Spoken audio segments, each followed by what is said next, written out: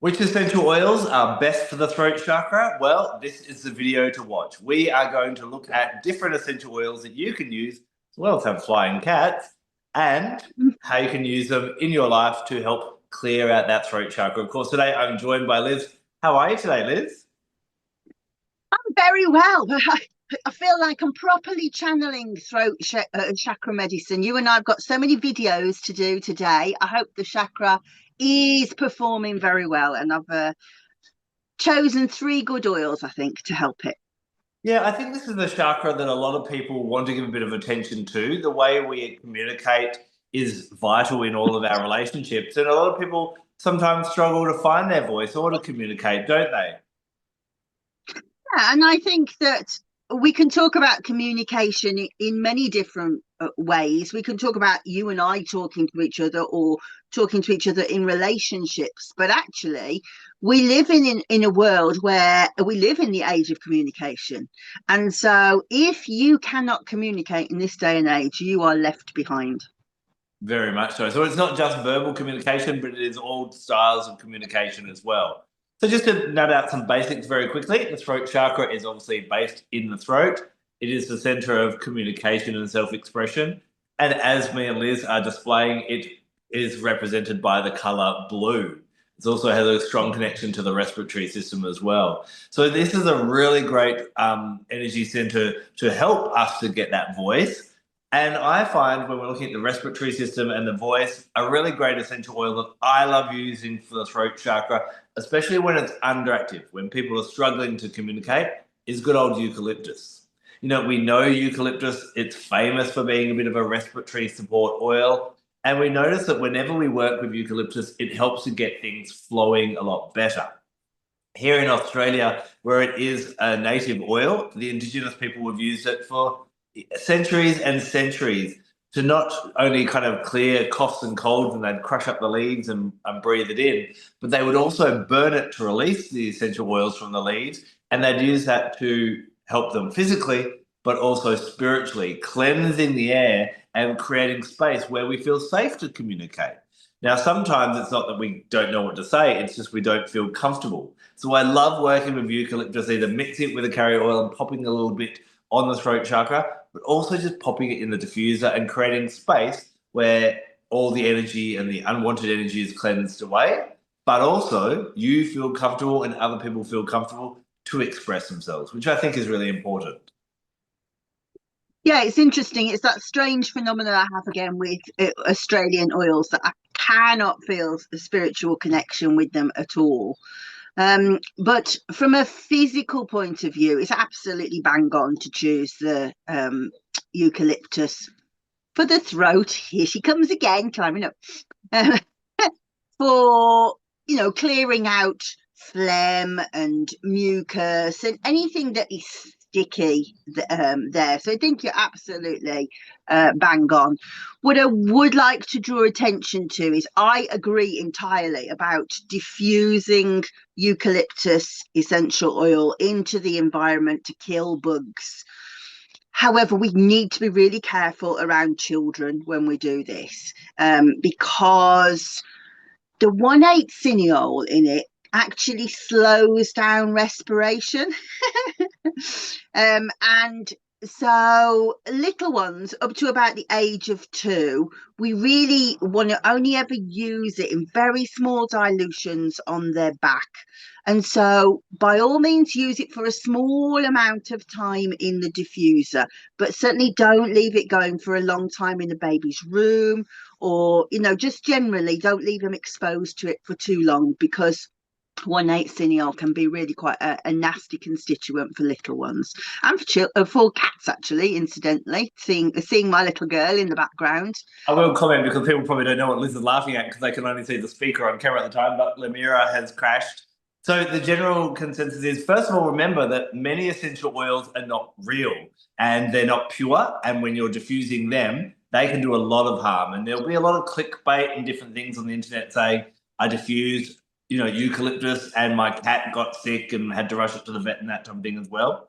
The general rule with a pure essential oil is that you can diffuse them with a cat or dog at home as long as they can leave the room.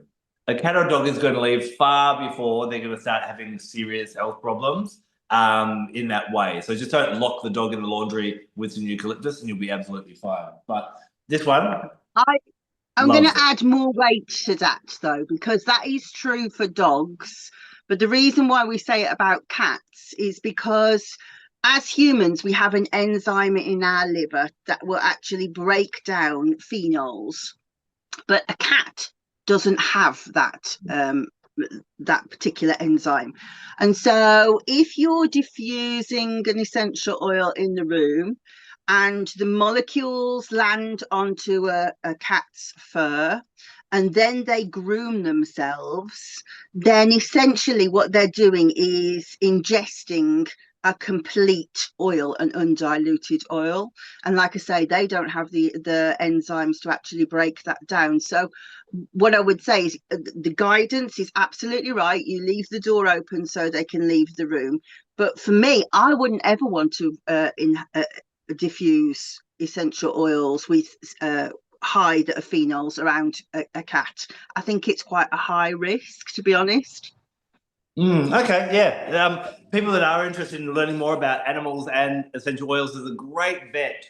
She's based in Texas. Her name is Janet Rourke, Roark, and she uses them in her practice for a whole range of different things. So if anyone wants some clarification on pets and animals and oils, then Janet Rourke's absolutely amazing as well. So eucalyptus, I love it for those that have an underactive throat chakra to really help to create that space where we can communicate. What's one of your favorite essential oils for the throat chakra, Liz? So I would say my favorite oil for the throat chakra would be Mandarin. Mm. Um, not from a clinical point of view, doesn't really have any clinical uses. But for me, my mum first said it. She said it's like having tea at Raffles. It has this nature of just polite conversation, and conversation flows. And again, another one of her words, she says it has a convivial atmosphere. And I think if you are ever in a situation where you're nervous about what you're going to say to somebody, you don't quite know, perhaps you've had an argument with a friend and it's a bit tense. I think that Mandarin's just very good to kind of move you into that almost like nostalgic nature of, yeah, but we've got 20 years of history and all of those jokes, and you just somehow don't have that tightness in your throat when you don't know what to say. You know how you have that, like, you take on a whole different way of talking when you're tense about something, don't you? And Mandarin just goes, no, get on with it, it's funny, let's do it. And I think that has that beautiful energy that everybody can work with. And yes, the throat chakra works on, it vibrates on blue, but it also has links with the second etheric body, which is orange. And that is the body of will and ambition and communication. So I think the other thing is that this is a familiar enough scent that people kind of imagine already the scent of orange when they smell it. And excuse me, my cough. It's a sign we're talking about throat chakra. And that they immediately sort of pick up on the fact that you are really trying hard to communicate, because even though we can't necessarily see the colors of the aura, or not everybody can, we definitely recognize the vibrational changes when somebody's aura changes. So I think that's a really important kind of tool for the throat chakra. Do you think possibly a blend of eucalyptus and mandarin would work really well as a bit of a pairing in that kind of allowing conversation to flow a little bit more, creating that comfort and that openness? I think it'll smell horrible. Oh, really? I think you just don't like eucalyptus. No, I do. I use eucalyptus a lot, but I think that they're very. I don't know. Try it. I think from a therapeutic point of view, yes. I think that on paper that works really, really well. But I can't imagine that I would like those fragrances together. We'll have to give it a shot, and would love to hear in the comments what you think of that pairing of a mandarin or a citrus with eucalyptus. So we've been talking a lot about how to allow conversation to flow a little bit more. And we've talked in previous episodes about how being an energy center, it can be overactive and we need to calm it down. It can be underactive, we need to amplify it, or we might want to just keep it nice and balanced. So we've been talking about this underactive throat chakra, but what happens when your throat chakra is overactive?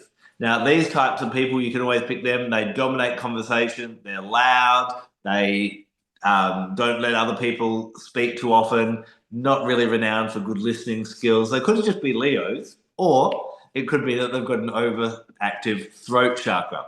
Now, I will say sometimes people with an underactive throat chakra will talk excessively, but they talk a lot of rubbish. And the reason being is that they don't feel comfortable with silence, and they don't feel comfortable telling you the truth, maybe telling you that your bum does look big in those pants. So they'll just kind of keep blah, blah, blah, blah, blah. But someone who really likes to kind of take command of conversation, and remember, we always think about communication being talk, talk, talk, talk. It's also about our ability to listen.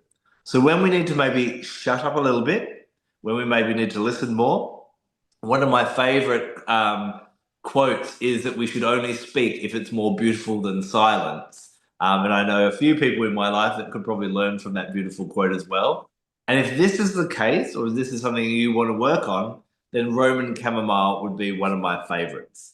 When it comes to Roman Chamomile, I find it just has this energy of gentleness. And I know when we did our episode on this essential oil, Liz talked about how delicately they kind of dance in the wind and kind of have that very joyous nature. If I was to kind of match Roman Chamomile to an animal, I'd say it's like a deer. Still powerful, still got strength, still a mighty animal, but very delicate and very gentle upon the earth. I would also pair it, if you like your crystals, with blue lace agate because of that just soothing nature. And I think it's a really great one for supporting those that feel that there's a reason why they need to fill the space. And I think Roman Chamomile, like it lulls us to sleep, like it lulls us to stillness, it just lulls us to feel comfortable, to pause and to see what the space is filled with when you're not filling the space with your communication. I love that. And as you know, I am a big fan of the chamomiles, full stop. And I've used them as suggestions for other chakras. But I do think that the chamomiles, you can nip them in here and there, anywhere really, to kind of say, no, calm that energy down, as long as you know how to direct the energy to that space. And of course, a big part of that with the throat chakra is done by intention of saying this is for the throat chakra. But yeah, you're quite right. They dance in the breeze. And I always say they sing and they say, K Sarah, Sarah, whatever will be, will be. And I do think that, yeah, just my mom always says, let it be. You know, if she doesn't like going into battle, she did as a younger person, but as she's got older, she'll say, let it be. Don't have that argument. Give them grace. This too shall pass. And I think all of those kind of things are definitely chamomile things. And I think it's an interesting sort of phenomenon, really, isn't it? It's almost like a quandary that, so do we not speak our truth? Because essentially what we're doing is saying is quashing our expression, isn't it? You know, the whole thing is you should speak your truth, and then you're saying, but actually maybe you shouldn't speak your truth all of the time. And so, yeah, just oils that can help to get a balance of starting to feel, well, where's that line? Because not everybody has that line, do they? We all know people who are like, she said what to you? Does she have no line? Essential oils are very good at being able to help you to establish where is that line. And when we think about the advent of social media, everyone now can have an opinion on everything.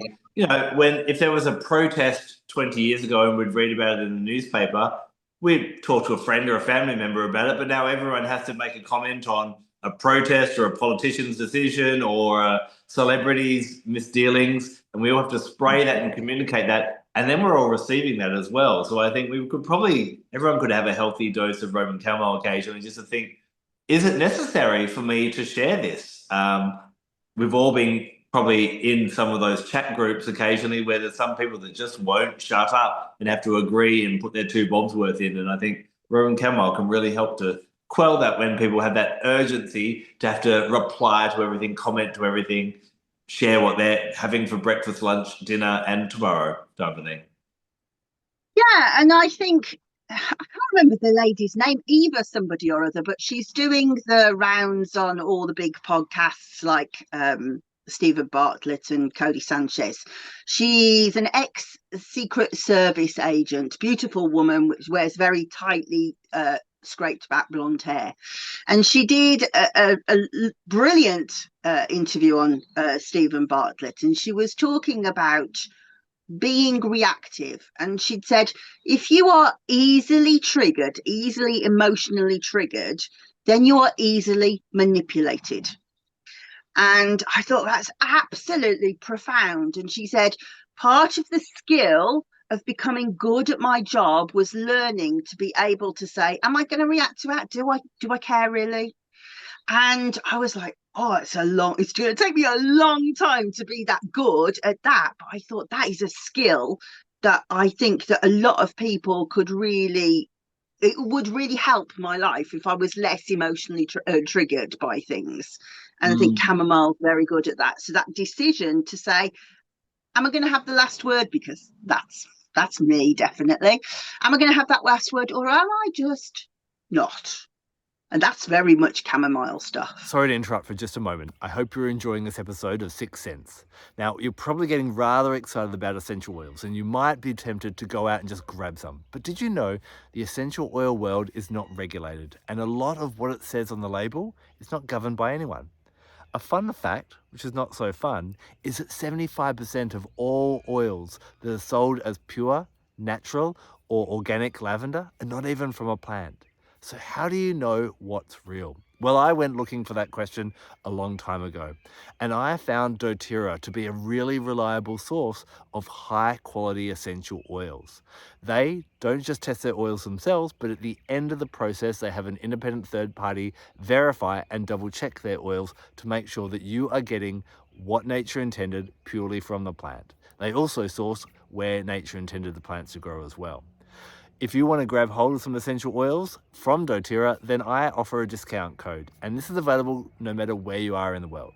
Now, I don't want everyone to get essential oils. I want everyone to use essential oils. So when you become one of my customers, you get access to me and my VIP education platforms, ongoing discounts, ongoing freebies, live classes in all time zones all around the world, and so much more. So if you're interested in getting some essential oils that you know are really from nature, and this is important not only physically, but metaphysically as well, please reach out in the links below.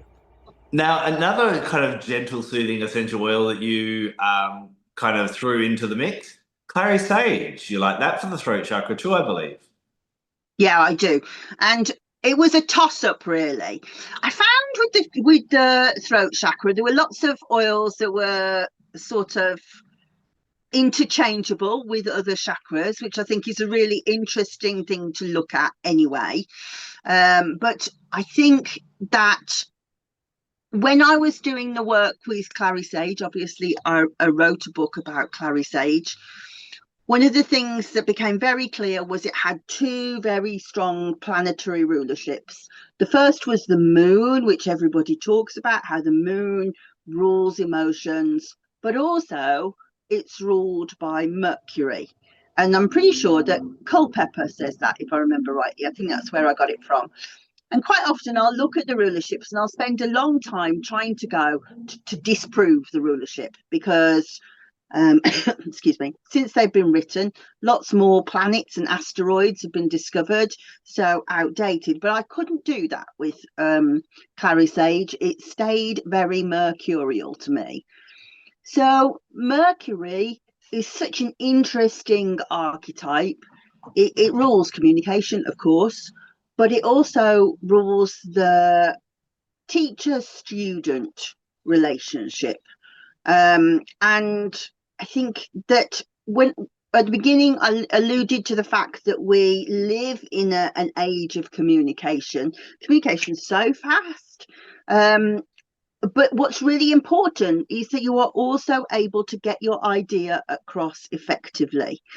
And that's not easy to do, especially if, for example, you have a massive big idea in your head and you want to explain it to somebody. I think the mercurial aspect of how we get an idea to a place that we can communicate it and then to be able to actually put it into action. So we bring it from a different dimension into the 3D reality is really very difficult.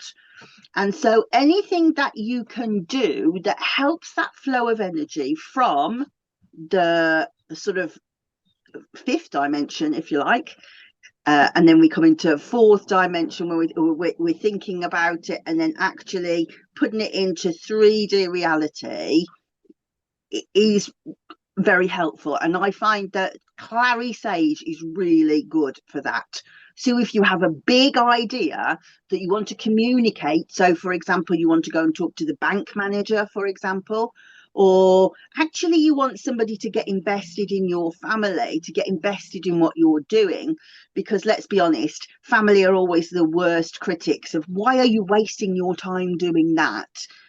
It's an important skill to be able to say, well, these are the reasons why, and I can give concrete reasons and I can show you evidence. And Clary Sage allows you to move between those worlds very, very effectively, of being able to say, this is what's in my head, this is in my ether, actually. You know, I'm dreaming it maybe, I'm seeing it at night, and then I'm starting to be able to rationalize it in the day. Can I talk it? Can I work out financially what the actions are to be able to do that? And Clary Sage is excellent for that. It's interesting that you say that. Clary Sage is one of my favorite essential oils to diffuse around the full moon, especially during the day, because we know that the energy can be a bit frenetic when we're trying to do logical or yang things throughout the day. And it has that real ability to kind of calm, like it calms the emotions and the hormones and everything like that. It really has this ability to just kind of center and calm. And then I guess what you're saying is that it also allows that communication to flow with more precision. Yeah. Yeah, for sure. And, you know, if we look at Mercury as an archetype and we think about him as the god of communication, the messenger god, that's what he was. He, apart from Hecate, she also has this ability, but he's the only one that can go between all worlds. So he can speak to the gods. He can be up in the heavens, the place where the dreams are, but he can also go right down into the subterranean realms of the dark side of the shadow. And that also means that we can take our idea and really look at it and turn it round and go, so what is driving this idea here? Is it purely money? Is it purely status? Can we find a way that it can do good? And really examine what's pushing you in the shadows. And I think a big part of that is why you can get people to engage with you. If you can explain where this drive is coming from, people are more likely to buy into it than if you're just talking about a pie in the sky idea. And Mercury allows you to go into that dark part of you and say, so where did I get this idea from? Why does this matter to me? What difference can it make? Is it purely egotistical? And no judgment from me. You know, if you're just saying, right, I think it'll make a lot of money, that's fine, as long as you understand that motivation, because it's really important to know what is the most important thing that I want to achieve from this project. And all of those things come under Mercury, and also therefore Clary Sage for the throat chakra.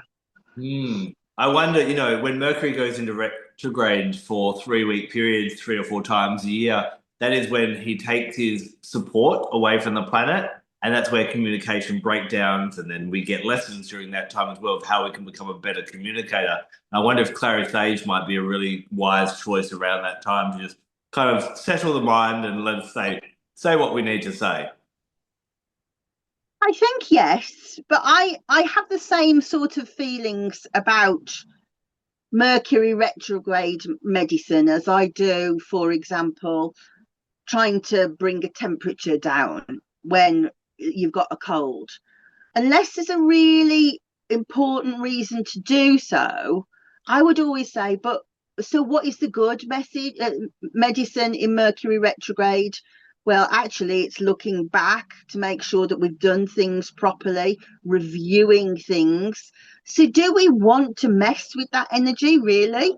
I would rather go, I'm going to go and find out how to get into that flow. But yes, I agree. If there's like a Mercury retrograde, we can kind of tip the balance a little bit using essential oils. You talked about Mercury having that ability to pass between heaven, our world, and the underworld. And my third oil actually has a real strong connection to the underworld, and that's cypress. I love cypress for the throat chakra, and it has a strong connection to death. There's a bit of an origin story about this. You may have heard me tell it before, but it's one of my favorites, so I'm going to tell it again. It was basically, there is a beautiful young prince by the name of Saprasios, and he has this stag deer, which is his companion. Wherever he goes each and every day, he'll go out into the forest and stag deer is there by his side. Now, as Saprasios gets older, he actually meets Apollo, and they fall for each other, and they spend a lot of time out in the woods playing around and doing, entertaining the days and whiling them away. Now, one day, Apollo and Saprasios are throwing javelins, seeing who could throw it the furthest, because that's what boys did before we had the Xbox and PlayStation.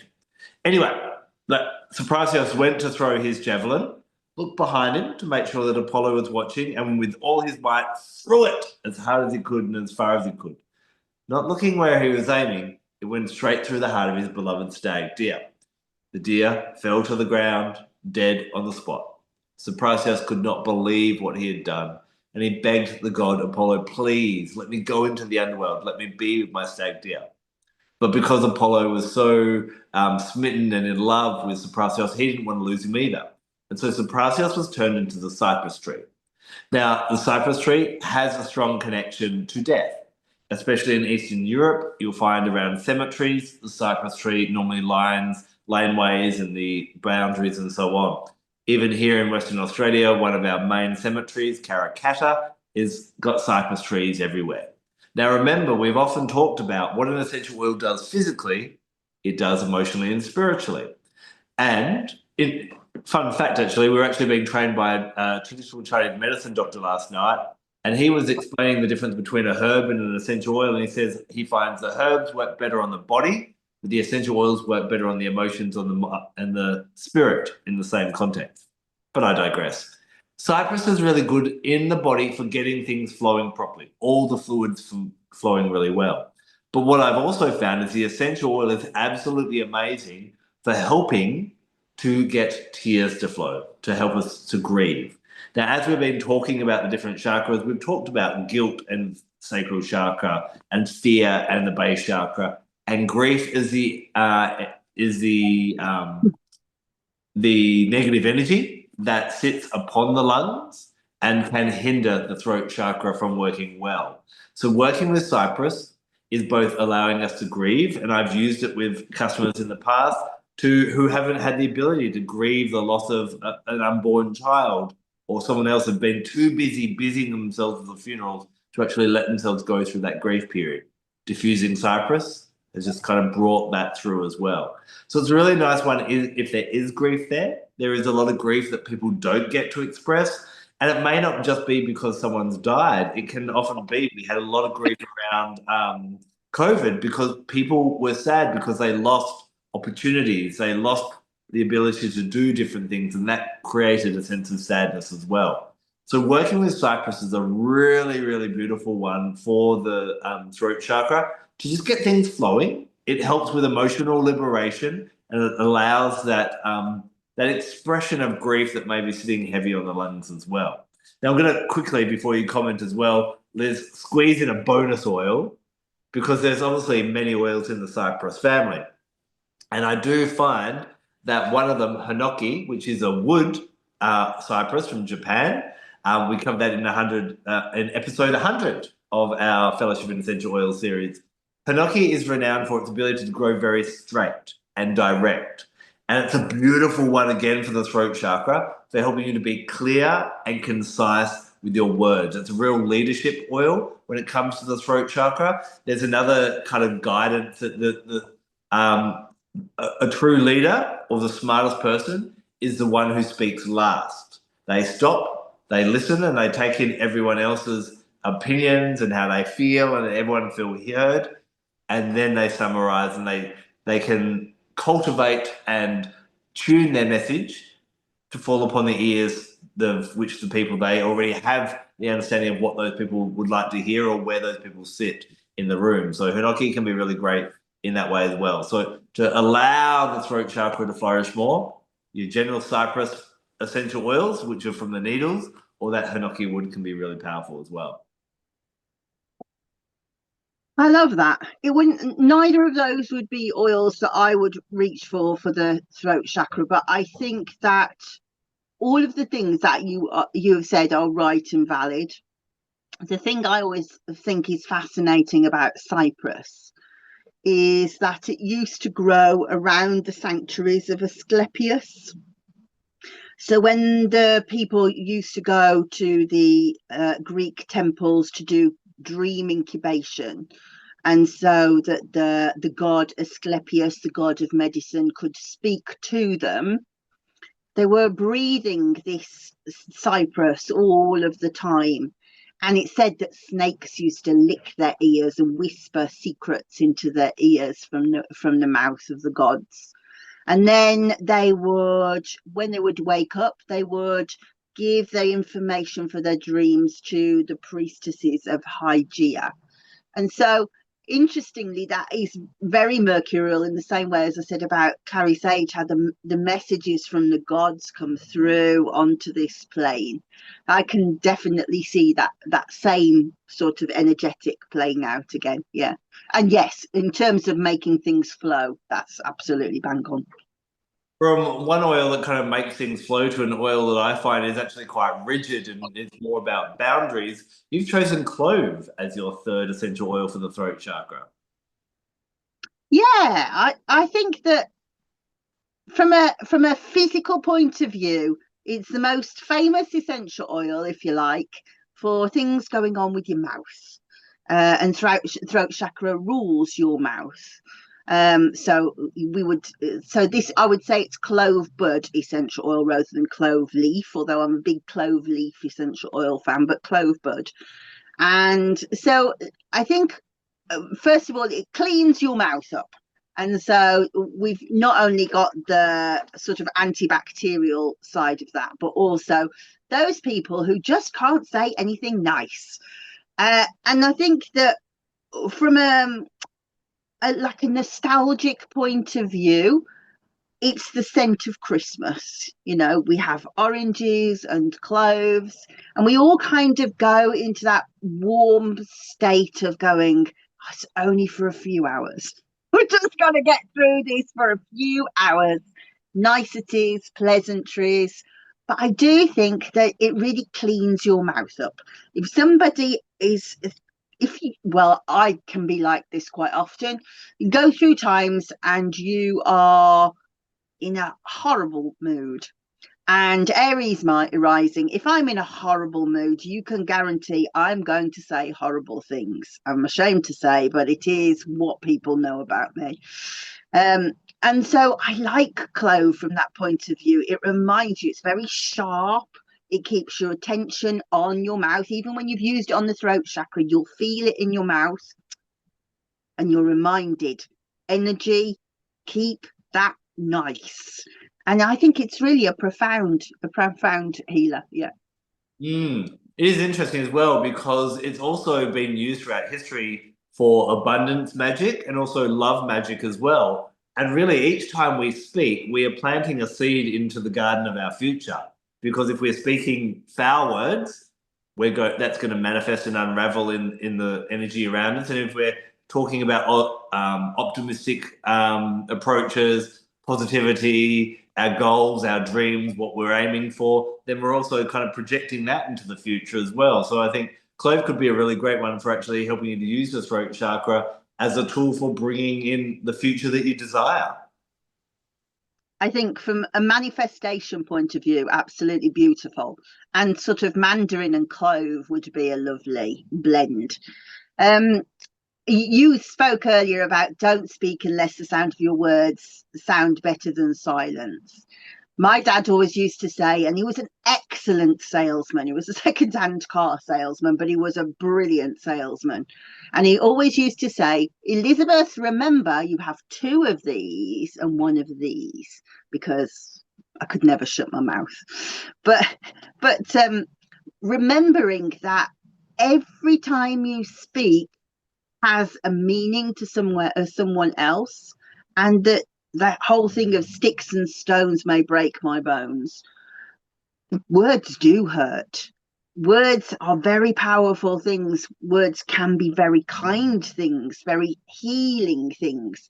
And the more warmth you have in your words, spices give warmth, the more warmth you have in your words for people, the more people will want to be around you, because they will feel like they're seen and they're heard and they're cared for.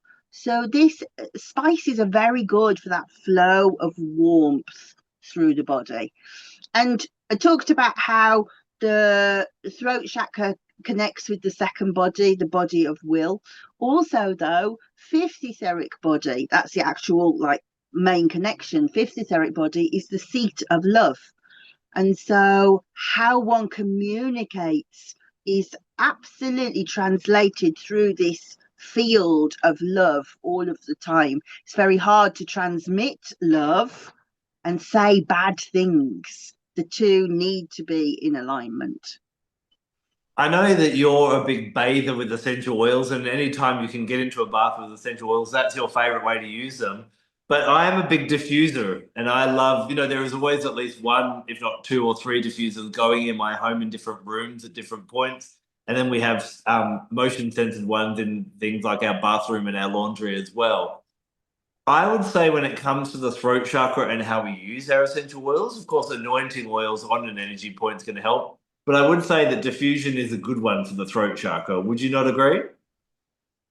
Yes, I would. And I certainly wouldn't want to put clove in a bath.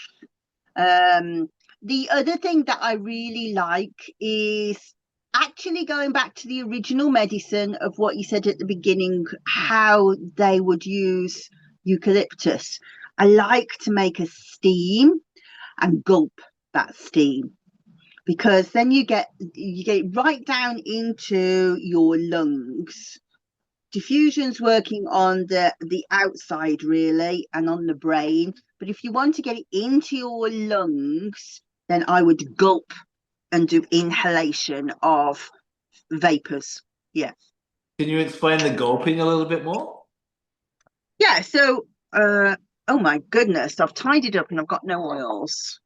This is champaca, so it's really not relevant. But so there's 2 different ways. So first of all, if you've got your essential oil, it's really good for using with tea tree if you've got a sore throat, for example. I'll make myself cough because I'm spluttering, but and you're really pulling the vapors down into your lungs. But also, excuse me, if you get a bowl of hot water and you put 2 or 3 drops into your hot water, and you just open your mouth over the vapors and go and allow the vapors to go in. If you want to unblock your nose, you would put a towel over the top of your head, and that's really helpful to trap the vapors. But I think if you do that when you're gulping the vapors, you might find that's just too hot and it scalds. So just kind of just being over the steam that's coming up and just go with an open mouth, pulling them into your lungs.